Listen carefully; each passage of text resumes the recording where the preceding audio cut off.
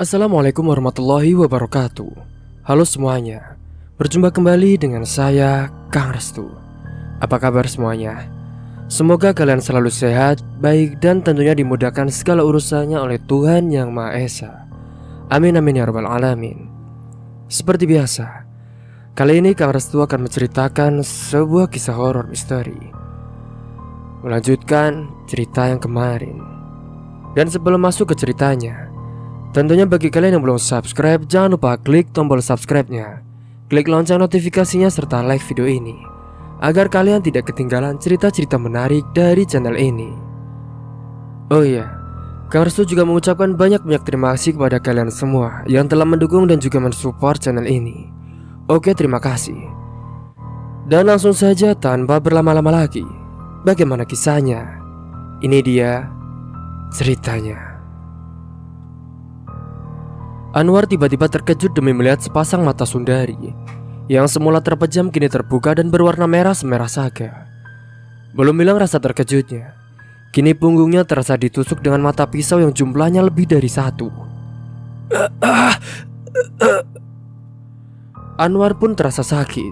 Dia berusaha bangkit dari atas tubuh Sundari, namun belum juga tubuhnya turun, cakar Sundari pun sudah mencabik-cabik wajahnya. Kini Anwar sudah berpijal pada lantai, namun dia masih limbung. Wajah dan pundaknya terasa perih dan seperti ada cairan hangat yang mengalir. Darah. Anwar pun mulai panik, dan lebih panik lagi setelah dia mengamati kalau gadis di hadapannya bukanlah Sundari, melainkan wajah Siti yang hancur dan juga meneteskan lendir. Kamu Siti, kamu masih hidup, kata Anwar terputus-putus. Seperti yang kamu lihat, aku masih hidup karena aku memang belum mati sebelum dapat melampiaskan dendamku terhadap orang seperti kamu dan temanmu. Jangan Siti, jangan bunuh saya. Ampuni saya mohon. Ampun, kamu bilang kamu tidak tahu rasanya kulit yang gosong terkelupas, bagaimana rasanya menahan sakit dan perihnya. Dan kamu tidak tahu betapa tersiksanya aku ditekuk-tekuk oleh tubuhku dan dimasukkan ke dalam karung. Betapa menderitanya aku saat tubuh kalian lempar ke dalam jurang, dan betapa aku mengharapkan kematian segera datang menjemputku. Tapi takdir berkata lain. Aku tidak boleh mati sebelum membalas semua perbuatan kamu dan juga temanmu, juga orang yang telah menghinaku. Kemudian dia pun memegang kepala Anwar yang sudah lemas terkena cakaran kuku Sundari yang telah mengandung racun. Lalu kedua tangan Sundari pun dengan sekuat tenaga memutar kepala itu hingga ke belakang. Anwar pun tak kuasa menahan sakitnya.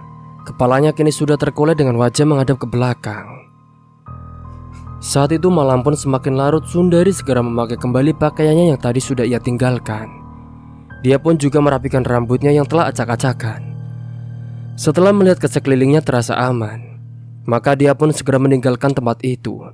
Beruntung sampai di rumah Bu Ida masih terlelap dalam tidurnya. Singkat cerita, pada pagi harinya, kabar tentang penemuan mayat di bekas gudang depo kereta api membuat gempar kampung itu. Terlebih lagi ternyata mayat itu adalah warga mereka sendiri, yaitu Anwar. Istri Anwar pun menangis histeris demi melihat kondisi mayat suaminya yang rusak, bahkan kepalanya terpuntir ke belakang. Spontan warga menerka-nerka siapa tahu atau binatang yang telah membunuh Anwar, sebab mereka melihat banyak bekas luka cakaran di tubuhnya. Tapi binatang apaan? Ini kan di kota, mana ada binatang buas, kata salah seorang warga. Iya juga sih, tapi kalau dibunuh orang juga nggak ada tanda-tanda bekas pukulan atau apa kek. Iya, kalau gue pikir pasti dibunuh orang. Cuma yang gue agak ngerti nih, kenapa si Anwar bisa ada di depo sana? Apa mungkin dia datang ke sana itu karena memang udah janjian buat duel? Dan berbagai kemungkinan kini menjadi teka-teki bagi warga desa itu. Tunggu, kalau ngomong soal duel, itu ada kemungkinannya sama Anwar. Dia kan duel dengan Ramli. Kan waktu itu juga mereka berantem, sampai akhirnya si Ramli pergi dari desa kampung kita, kata salah seorang anak muda akhirnya ikut memberikan kesimpulannya. Nah, benar tuh, gue juga menduga begitu. Cuma masalahnya, Anwar itu gak bakalan berani kalau sama si Ramli. Lu kan tahu Ramli itu kayak apa. Dia bukan cemen kayak kita ini. Dia juga suka nekat orangnya. Jadi siapa ya kira-kira yang membunuh Anwar? Pertanyaan mereka semua patah karena apa yang mereka duga kurang kuat untuk menjadi alasan. Mereka lupa kalau sebenarnya ada yang ganjil dari sosok Sundari. Jika saja mereka mau mengamati wajah gadis itu dengan wajah Siti, tentu pertanyaan mereka pasti akan terjawab. Namun mereka menitik beratkan pada kondisi di mana mayat Anwar telah ditemukan, sehingga tak seorang pun akan menyangka kalau seorang Sundari akan sudi menginjakan kaki pada tempat kotor seperti itu. Dan pada akhirnya, mereka pun mencari-cari siapa orang yang paling dekat dengan Anwar. Orang yang paling dekat dengan Anwar tentu saja dia adalah Rohman. Tapi apa mungkin dia menaruh dendam pada Anwar dan apa motifnya? Jika mereka mengaitkan hubungan Anwar dengan Sundari, juga tidak mungkin. Walaupun istri Anwar sempat mencurigai gadis itu, tapi warga tetap tidak bisa menerimanya karena gadis secantik Sundari tak mungkin jatuh cinta kepada lelaki yang sudah mempunyai anak istri seperti Anwar. Dan akhirnya ada juga yang berpendapat kalau kematian Anwar bisa jadi akibat ulah Ramli yang merasa telah disingkirkan dari kampung itu setelah keributan yang dia lakukan terhadap Anwar. Masuk akal juga itu, Bang. Mungkin saja Anwar penasaran karena telah dihajar oleh Ramli, lalu dia mencari Ramli. Tapi kenapa sampai di depo kereta? Apa mereka memang sengaja membuat janji untuk berduel di sana? Orang lain pun menimpali. Kayaknya gak mungkin juga deh.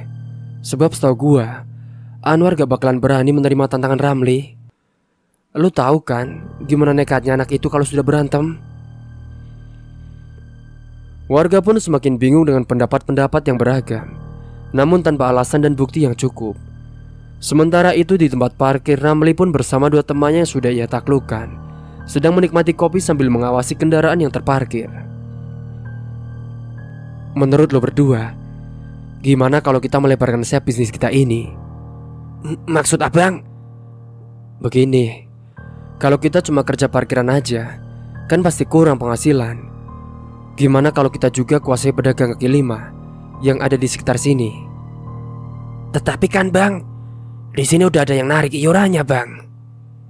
Iya gue tahu, kita bukan mau ambil alih, cuma gue pengen mereka gabung sama kita. Nah nanti hasil dari parkiran dan tarikan iuran kita gabung jadi satu. Kemudian hasilnya kita bagi rata. Gue gak minta lebih. Pokoknya semua sama. Dengan begitu, kekuatan kita bisa bertambah kalau ada sesuatu nantinya. Kalau gue sih ngikutin abang aja deh. Memangnya kapan rencana ini dilakukan bang? Lebih cepat lebih baik. Nah tuh mereka lagi narik iuran. Yuk kita samperin. Lo jaga parkiran aja ya Cil, kata Ramli pada teman satunya. Ramli dan Cipeng pun menarik seorang dari mereka yang akan meminta iuran kepada pemilik warung soto. Apa-apaan nih? Seru pemuda tadi nampak terkejut. Gak ada apa-apa, cuma gue pengen bilang ke lo, gue pengen lo gabung sama kita, anak parkiran. Maksud lo apa? Gue pengen hasil penarikan iuran pedagang sama parkiran kita gabung, dan hasilnya kita bagi rata. Emangnya siapa lo? Ngatur-ngatur gua seenak udah aja. Gak bisa lah. Gue bilang sekali lagi, kalau lo mau gabung, lo bisa tetap kerja di sini. Tapi kalau lo gak setuju, lo boleh angkat kaki dari sini. Udah jagoan kali lo ya. Hei Peng, kalau mau sih diatur sama dia. Emang dia siapa? Gue gak bisa jelasin sama lo. Yang penting sekarang, lo mau gabung apa pergi dari sini? Wah, jadi rese ya lo. Pemuda tadi pun kelihatan emosi. Kemudian dia pun bersuit memanggil temannya yang masih menarik iuran. Ada apa, Wo? Ini ada orang mabok. Dia minta lahan kita buat gabung sama parkiran. Gimana? Lo setuju apa enggak? Wah. Ini sih penghinaan namanya. Jelas gua nolak lah. Jadi gimana? Lo berdua tetap kerja di bawah komando gua? Apa kalian memilih pergi dari sini? ucap Ramli sembari memberikan pilihan. Gue lebih suka pergi dari sini. Kalau kalian bisa ngalahin kita berdua. Bowo, lo lawan gue aja deh. Jangan lawan dia. Bisa habis lo nanti, kata Cipeng yang sudah tak sabar. Oke, kita gak pernah ada permusuhan selama ini. Tapi demi harga diri gue terima tantangan dari lo, seru Bowo kepada temannya yang segera bersiap untuk menyerang Ramli. Perkelahian antara Ramli melawan Uya pun kelihatannya tidak seimbang. Selain Ramli berperawakan tinggi besar, dia juga andal dalam bertarung. Tidak membutuhkan waktu lama bagi Ramli untuk menjatuhkan Uya yang hanya modal nekat saja. Uya pun sudah terkapar di atas aspal. Setelah beberapa kali menerima bau mentah juga tendangan keras dari Ramli. Perkelahian antara Cipeng dan Bowo berjalan dengan seru. Mereka sama-sama kuat dan sama-sama punya nyali serta semangat bertarung. Keduanya pun terlihat keletihan, sama-sama mengeluarkan darah dari hidung mereka. Bowo pun terengah-engah sementara Cipeng masih nampak berdiri walaupun tubuhnya mulai gontai. Ramli mendatangi Bowo yang terduduk lemas, kemudian Ramli pun ikut berjongkot ke hadapannya. Jadi sekarang gimana? Lu masih mau kerja? Apa mending minggat dari hadapan gua? Kata Ramli dengan mengancam. Dan tanpa diperintah lagi, Bowo dan Uya pun pergi meninggalkan tempat tersebut. Nah, sekarang lahan ini milik kita. Mulai besok, kita yang menarik iuran. Tapi kita perlu satu orang lagi supaya bisa berbagi tugas, kata Ramli setelah perkelahian berakhir. Siap bang, besok gue ajak teman. Kasihan, dia udah lama nganggur bang. Setelah itu mereka pun merayakan keberhasilan mereka dalam merebut lahan iuran pedagang. 3 gelas kopi dan setumpuk gorengan pun mereka nikmati sambil mengawasi parkiran. Singkat cerita, di sebuah hutan di bawah jurang Cadas Pangeran. Saat itu suasana pagi itu terasa amat damai. Matahari pun baru saja bangkit dari peraduannya. Sundari menuruni bebatuan untuk sampai ke sebuah sungai kecil. Dia merasa tubuhnya teramat letih setelah bertempur hebat melayani Gentapati. Pergumulan yang memakan waktu hampir semalaman membuat rambut Sundari terlihat kusut masai. Kemudian ia pun melucuti pakaiannya satu demi satu sampai telanjang bulat. Tangannya pun mulai menyentuh air sungai yang terasa masih dingin. Sambil bermain air, Sundari pun bermain dengan alam pikirannya. Dia pun teringat Ramli, adik iparnya yang menghilang entah kemana. Di mata Sundari, Ramli adalah seorang anak muda yang punya jiwa pemimpin. Dia juga lugas dalam pergaulannya dengan sesama teman. Dia berani bertindak membela siapapun jika menurutnya benar. Sosok Ramli memang berbeda dengan sifat kakaknya, Caraka, yang lebih banyak merongkong keluarganya dan juga cenderung manja. Dan sifatnya yang berlebihan, itulah yang telah mengakhiri hidup diri dan juga keluarganya. Dalam hatinya ia ingin mencari keberadaan adik iparnya itu, karena dia juga yang menyebabkan Ramli harus meninggalkan kampungnya. Kasihan kamu adikku, batin Sundari.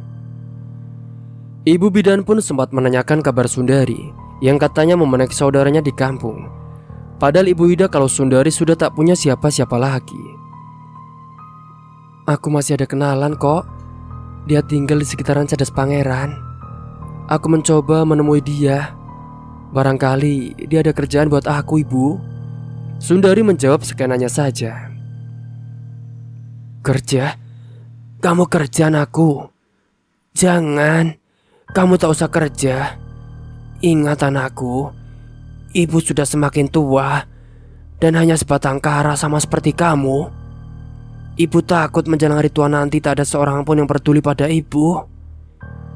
Ibu janji, ibu akan memberikan semua yang ibu miliki. Tapi kamu tinggal di sini untuk selamanya ya. Ibu, aku tidak akan pernah meninggalkan ibu, karena ibu adalah satu-satunya orang yang peduli dengan aku. Sundari memeluk tubuh ibu bidan yang nampak semakin tua. Orang tua itu pun balas mendekap gadis itu dan membelai rambutnya.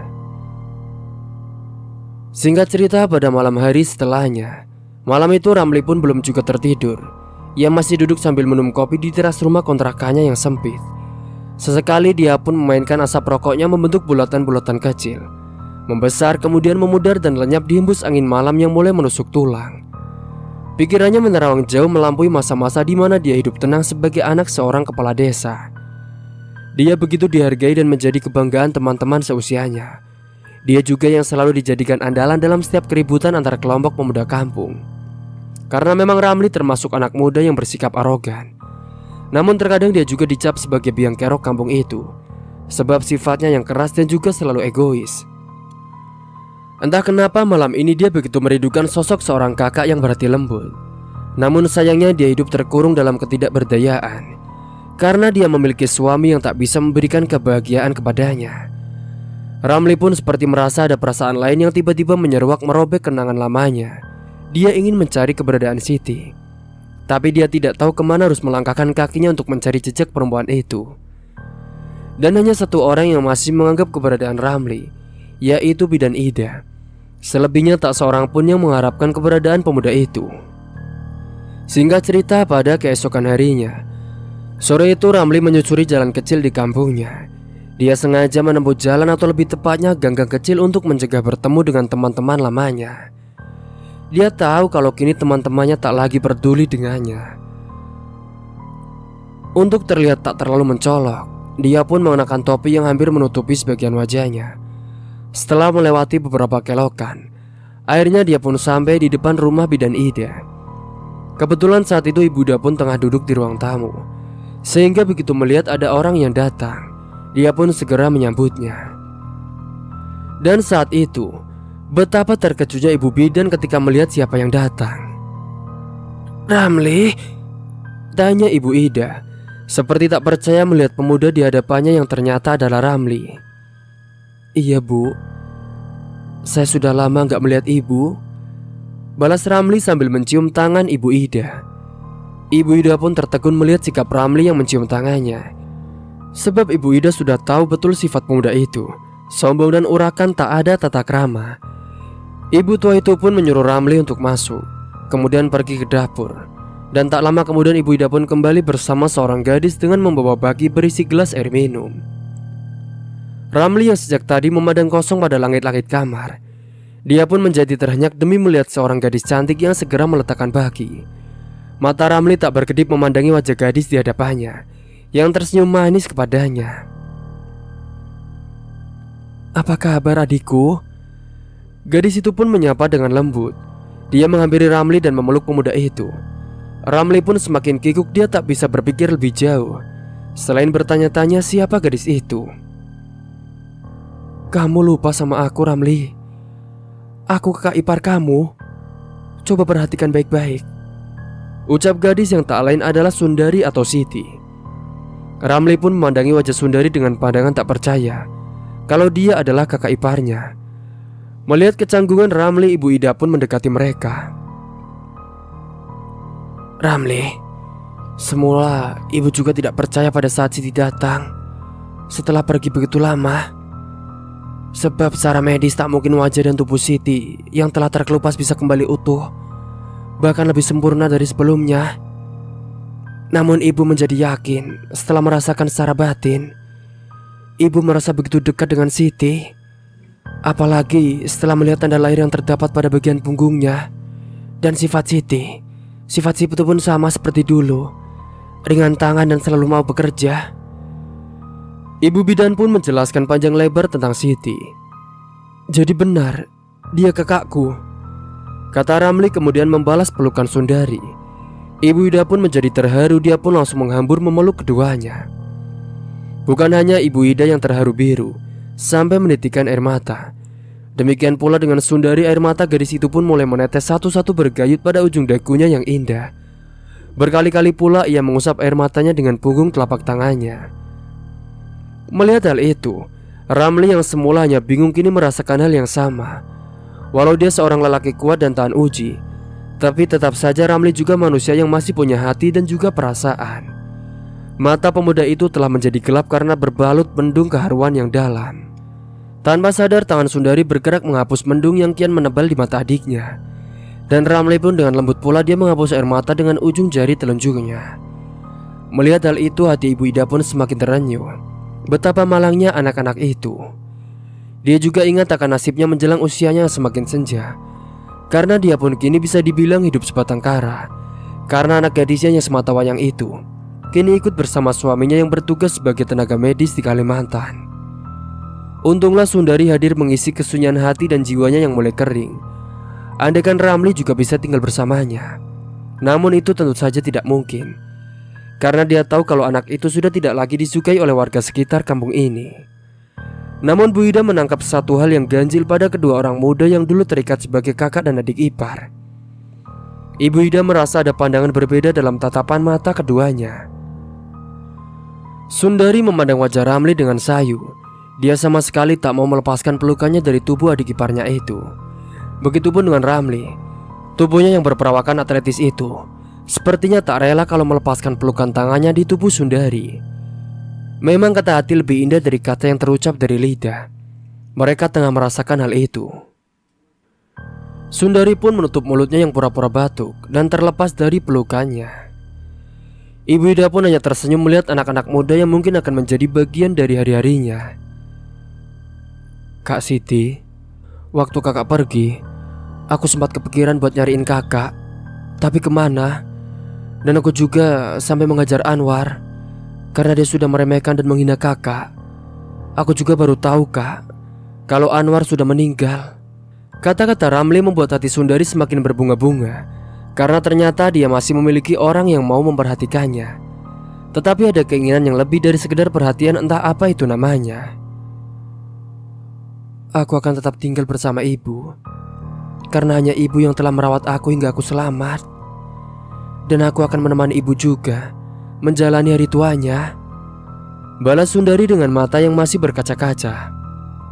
Iya kak, jagalah ibu Ida, anggaplah seperti orang tua sendiri. Bukan begitu ya ibu? Ucap Ramli mengalihkan pandangannya kepada ibu Ida. Sebenarnya Ramli tak kuasa berlama-lama menatap wajah Sundari yang menurutnya begitu sangat sempurna. Terbesit dalam hatinya tentang pertanyaan, bagaimana mungkin wajah Siti yang sehancur itu bisa menjadi secantik itu?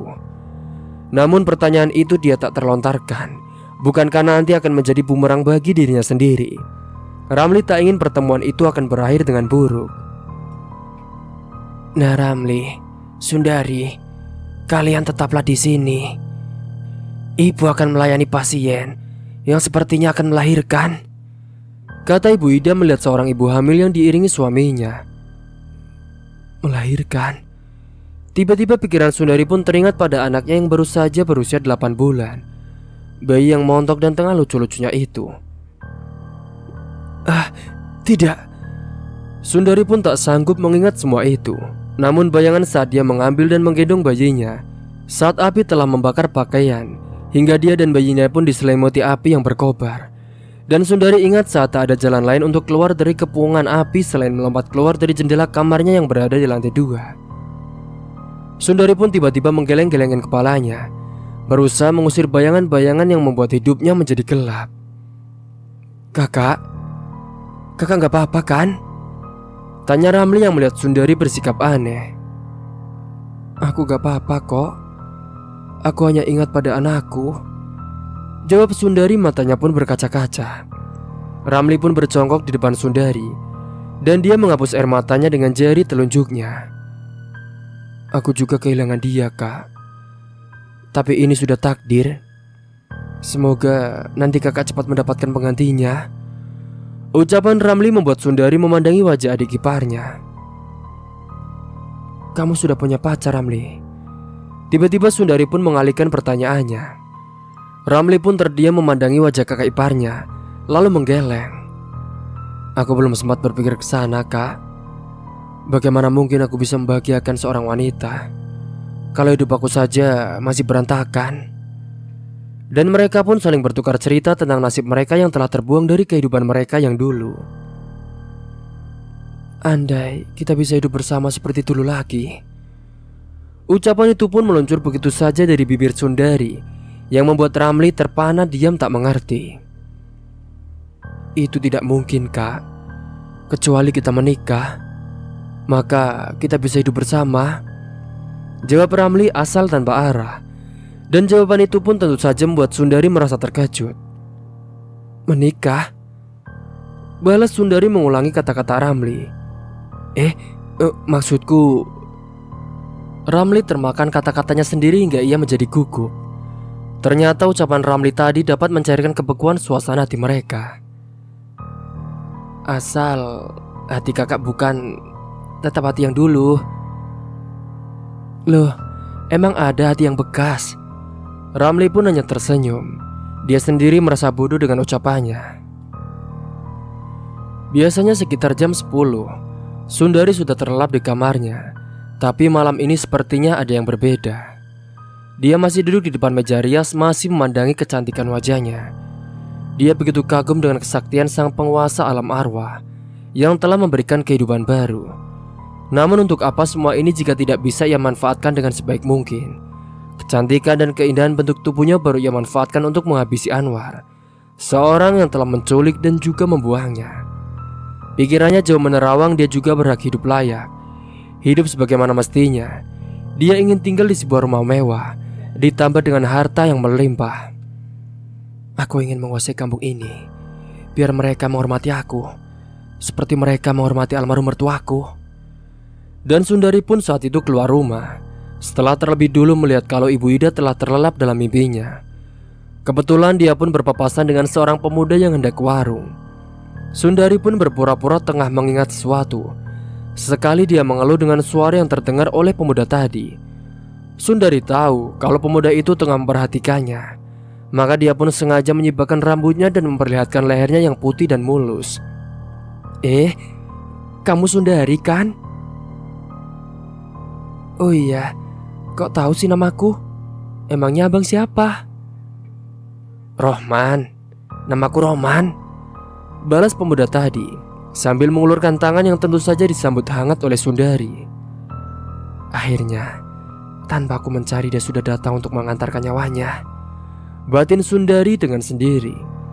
Sekarang Sundari pun semakin menebar pesonanya dengan membaca mantra pemikat sukmanya. Memang aneh sedikit pun tangan pemuda yang bernama Roman itu seperti enggan lepas dari genggaman tangan Sundari. Emang kamu mau kemana cantik? Tanya Roman dengan tiba-tiba. Aku disuruh Ibu Bidan beli sabun. Kebetulan baru ada yang melahirkan, jadi aku harus mencuci pakaian wanita itu. Tapi sabunnya habis. Sundari jawab dengan beralasan sembari menggoda. Oh, ya sudah. Aku juga mau beli rokok sama obat nyamuk. Yuk kita sama-sama ke sana. Roman pun sedikit menarik tangan Sundari. Jangan, aku malas beli di situ. Pedagangnya genit. Dia suka pegang-pegang ini aku. Jawab Sundari dengan sikap genit sembari mengelus buah dadanya. Dan pemuda Roman pun memandang buah dada gadis di sampingnya, yang memang hanya memakai kaos tipis tanpa lengan, sehingga buah dadanya pun seperti mengintip dari ketiak yang terangkat. Apalagi Sundari sengaja tidak memakai bra. Roman merasa kalau deburan jantungnya semakin cepat. Jakun pemuda itu pun turun naik dan beberapa kali dia pun menelan ludah. Kok diam sih mas? Katanya mau nganter aku. Sundari menyadarkan pemuda yang kini sudah dalam pengaruhnya. Atau jangan-jangan kamu suka liatin buah dada aku ya? Boleh, tapi kamu antar aku dulu ke warung ya. Bagaimana? Tanpa berpikir lagi, Roman pun langsung menganggukkan kepalanya. Sebenarnya dalam akal sehatnya Roman berpikir keras. Kenapa gadis cantik ini memilih warung yang lebih jauh, yang ia sendiri tak tahu letaknya, ketimbang warung yang hanya beberapa langkah saja di depan mereka. Sama seperti waktu Sundari mengajak kencan Anwar, dia juga membawa Roman menyusuri gang-gang sempit untuk sampai di bantaran sungai. Tangan Sundari pun menggenggam erat tangan pemuda yang tengah dilambungkan angan-angan serta mimpi yang diberikan oleh Sundari. Setelah berjalan beberapa saat di bantaran sungai, Sundari menggenggam tangan Roman semakin erat yang kemudian melintasi jembatan penyeberangan. Dalam hati Roman mulai bertanya-tanya, mau kemana sebenarnya mereka ini? Namun pertanyaan pemuda itu pun sebentar lagi akan terjawab, sebab Sundari tidak melanjutkan langkahnya ketika berada di tengah-tengah jembatan. Sundari malah bersandar pada besi pembatas jembatan. Matanya menatap bulan yang tengah bersinar penuh dan ditemani ribuan bintang yang berkerlipan menghiasi langit malam. Kenapa kita berhenti di sini? Terus, sebenarnya kita mau ke warung mana?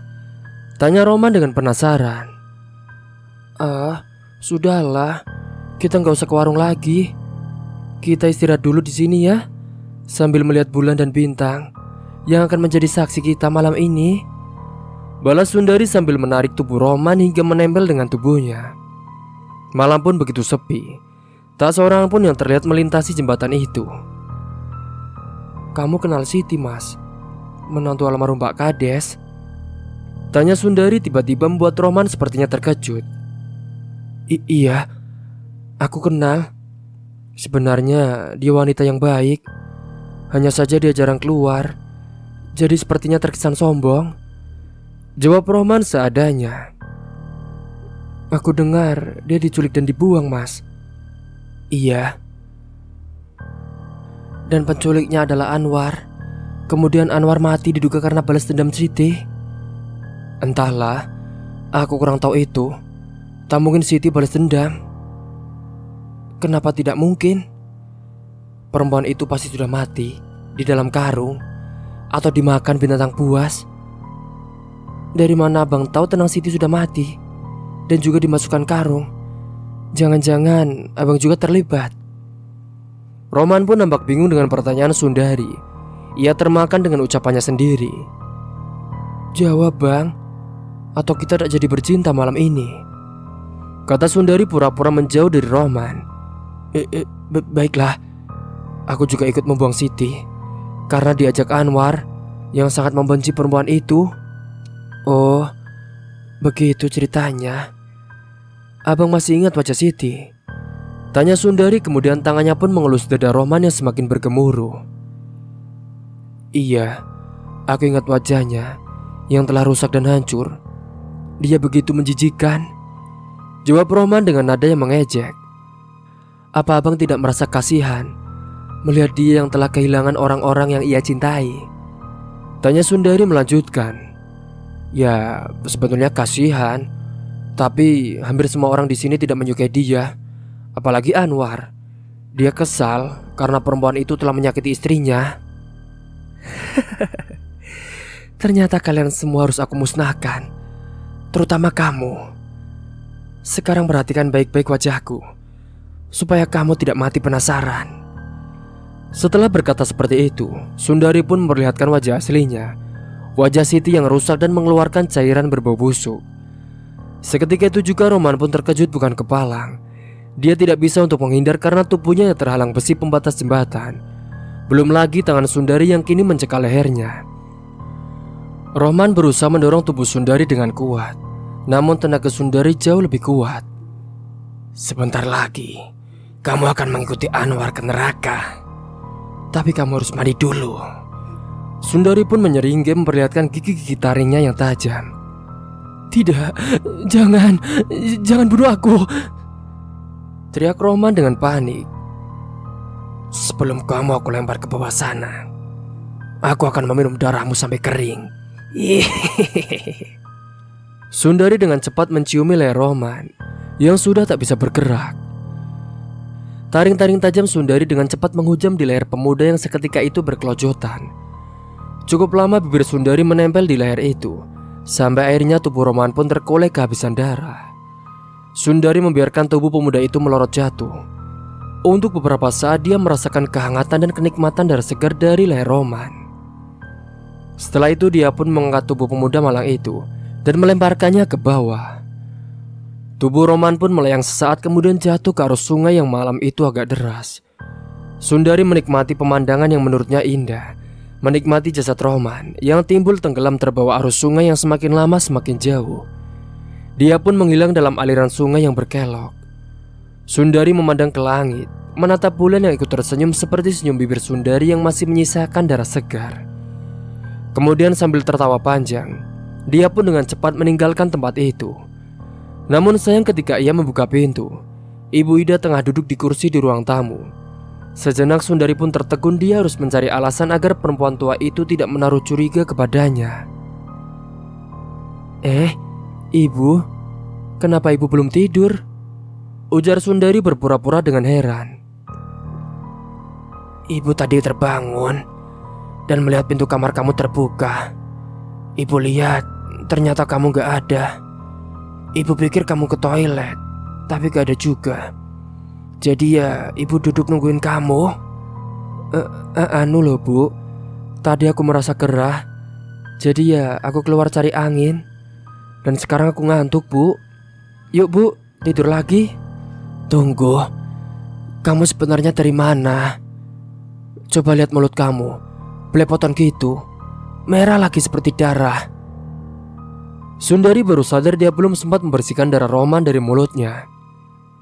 Oh iya Bu, tadi aku habis makan bakso, saking enaknya, jadi aku jilatin saus itu Bu. Ya udah Bu, aku mau bersihkan mulut dulu. Sundari pun cepat meninggalkan Bu Ida, dan dia pun bergegas pergi ke toilet. Dan benar juga apa yang dikatakan oleh ibu ketika ia memandangi dirinya dalam cermin. Dia melihat darah yang belum mengering di sudut bibirnya. Dan mulai saat itu Sundari pun harus lebih waspada lagi. Sebelum melancarkan aksi balas dendamnya, dia tak boleh gegabah lagi. Dan jangan sampai Ibu Ida bertambah curiga kepadanya. 3 hari kemudian, barulah berita tentang penemuan mayat yang mengambang di muara. Keadaan mayat sudah membusuk dan berbau sangat menyengat, menggegerkan kampung di mana Sundari tinggal. Memang sejak hilangnya Rohman, warga setempat mulai mencari-carinya. Mereka menanyakan pada semua teman-teman dekat Rohman, namun tak seorang pun yang dapat memberikan informasi keberadaan pemuda itu. Dan seperti pada kematian Anwar, warga pun mulai bereka-reka penyebab kematian Rohman. Mereka mulai mengaitkan kalau ini juga adalah bagian balas dendam. Tentu saja kepada siapa lagi tudingan itu ditujukan, kalau bukan kepada Ramli. Sebab bisa jadi Ramli memang sudah merencanakan ini semua. Kalau sama Anwar, itu mungkin juga, sebab mereka berdua pernah bentrok. Tapi kalau Roman, menurut gua sih nggak mungkin ya. Mereka berdua nggak pernah ada masalah. Bahkan sampai Ramli keluar dari kampung kita, Roman nggak pernah menyimpan rasa antisipasi pada Ramli. Akhirnya Gayus pun memulai memberikan pendapatnya. Gayus memang teman paling karib bagi Ramli. Dia bisa dibilang tangan kiri Ramli, sebab antara Ramli dan Gayus hampir memiliki perangai yang sama. Begini, ini pendapat gua ya. Masalah lu pada percaya atau enggak, itu sih terserah. Selama ini kita kan hanya mencurigai dan menuding Ramli sebagai pelaku teror ini. Kita telah melibatkan seorang yang paling sakit hati kepada kita. Seorang pemuda yang bernama Rinto pun mulai ikut nimbrung. Jadi menurut kamu siapa? Siti. Kita semua mengira kalau Siti sudah mati dan entah berada di mana. Kepergian atau hilangnya perempuan itu pun kita nggak tahu. Nah, ada kemungkinan kalau dia masih hidup dan dia ada di sekitar kita. Di sekitar kita? Berarti dia dekat dong dengan kita. Atau malah dia berada di kampung kita. Masuk akal sih. Dan mungkin dia ada di sini. Pendapat itu pun mendapat tanggapan serius dari para warga. Mereka mulai mencoba berandai-andai, meraba-raba tentang di mana keberadaan perempuan yang pernah mereka singkirkan dari kehidupan mereka. Siti kini menjadi momok bagi warga sekitar, terlebih lagi bagi mereka yang pernah berurusan dengannya. Sementara itu di tempat parkir, Ramli saat itu tengah duduk di trotoar mengawasi kendaraan yang terparkir di lahan yang telah dia kuasai. Pikirannya jauh menerawang. Dia membayangkan akan kecantikan wajah kakak iparnya yaitu Sundari. Bagaimana mungkin wajah yang hancur bisa berubah sedemikian cantik? Bahkan hampir tak seorang pun menyangka kalau Sundari adalah Siti. Apa mungkin dia memakai susuk yang dapat merubah wajah seseorang dalam sekejap? Bila demikian bisa jadi Sundarilah orang yang telah menghabisi kedua orang temannya. Ramli pun sempat bergidik ngeri jika itu kemungkinannya.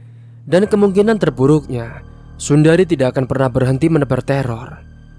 Ramli pun saat itu hanya tersenyum sendiri, sebab sakit hatinya yang belum ia lampiaskan ternyata sudah ada yang mendahuluinya. Singkat cerita, pada saat dia tengah melamun, di seberang jalan nampak seorang pemuda yang ia kenal sebagai temannya, yang sempat mengusir dirinya dari kampung tempat tinggalnya. Saat itu pun timbul niatan dalam hati Ramli untuk memberi pelajaran pada pemuda yang tengah menawar buah itu. Ramli pun menepuk bau Cipeng yang duduk di sampingnya. Peng, ada mangsa buat lo. Mana? Tuh, anak yang lagi beli buah. Dia itu teman gua yang udah ngusir gua dari kampung. Terus, maksud lo gimana? kerjain, tapi di tempat yang sepi ya. Jangan bilang lo disuruh gua. Paham? Bikin dia babak belur. Cacat juga gak apa-apa. Lo ajak teman satu orang aja. Pura-pura lo malak dia. Oke. Kebetulan gue juga lagi kesel sama orang rumah. Cipeng pun mengajak seorang temannya. Kemudian dia mengikuti anak muda yang ditunjukkan Ramli tadi. Dan dari kejauhan Ramli pun menyaksikan pertarungan yang tak seimbang. Dia melihat Jani sudah tak berdaya menjadi bulan-bulanan Cipeng dan juga temannya. Cipeng pun menyeret tubuh Jani sebelah kaki anak muda yang sudah lemas itu diangkat. Ia meletakkan kaki pada tepi trotoar. Teman Cipeng pun mengerti maksudnya. Kemudian dia melompat agak tinggi dan hinggap pada kaki Jani. Jani pun menjerit setinggi langit, membuat beberapa orang di sekitar tempat itu mendatangi mereka.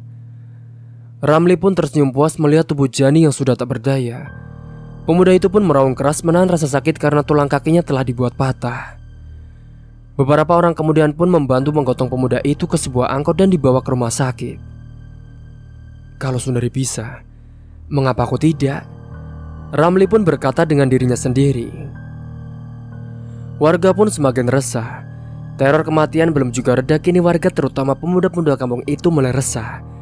Dan sebagian pemuda sudah mulai yakin kalau pelaku penganiayaan itu adalah ulah Ramli.